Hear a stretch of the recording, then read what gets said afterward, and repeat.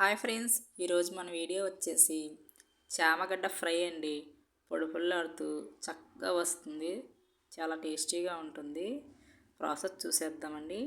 ఇక్కడ ఒక అర కేజీ వరకు చామ దుంపలు తీసుకొని శుభ్రంగా క్లీన్ చేసి చామ దుంపలు మునిగే వరకు వాటర్ తీసుకోవాలండి. ఇక్కడ ఇలా వాటర్ వేసేసుకొని కుక్కర్లో 2 విజిల్ పెట్టుకొని ఉడికించుకుందామండి.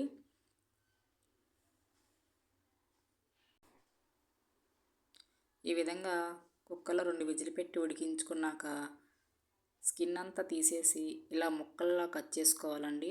మరీ మెత్తగా ఉడికించకూడదు మన ఫ్రైకి. నెక్స్ట్ ఉల్లిపాయలు పచ్చిమిర్చి సన్న తరుగుల్లా కట్ చేసుకుందాం. నెక్స్ట్ స్టవ్ ఆన్ చేసి కడాయి పెట్టి 3 స్పూన్స్ ఆయిల్ వేసుకొని హీట్ ఎక్కాక పోపు దినుసులు వేసుకుందామండి. పోపు కాగిన తర్వాత మనం ముందుగా కట్ చేసి పెట్టుకున్న ఉల్లిపాయ ముక్కలు పచ్చిమిర్చిని కూడా వేసి వేపుకుందాం. ఇలాగా కలుపుతూ వేపితే 2-3 నిమిషాలకు చక్కగా వేగిపోతాయండి. ఇలా సగం వేగిన తర్వాత 1 స్పూన్ పసుపు వేసుకుందాం. పసుపు వేసి మన ఉల్లిపాయ ముక్కలన్నీ కూడా చక్కగా కలిపేసుకుందాం. ఈ విధంగా ఉల్లిపాయ ముక్కలు కలుపుకొని చూసారా, ఇక్కడ వేగిపోయినాయండి ఉల్లిపాయలు. ఇలా వేగిన తర్వాత మనం ముందుగా కట్ చేసి పెట్టుకున్న చామదుంపల ముక్కలన్నీ కూడా వేసేసుకుందాం. ఒకసారి ఇలా వేసుకొని అన్నీ కలుపుకుందామండి. ముక్కలన్నీ కూడా చక్కగా కలిసేలాగా కలిపేసుకుందాం. చూసారా, ఇలా కలిపేసుకొని హై టు మీడియం ఫ్లేమ్ పెట్టుకొని స్టవ్ని వేపుకోవాలండి.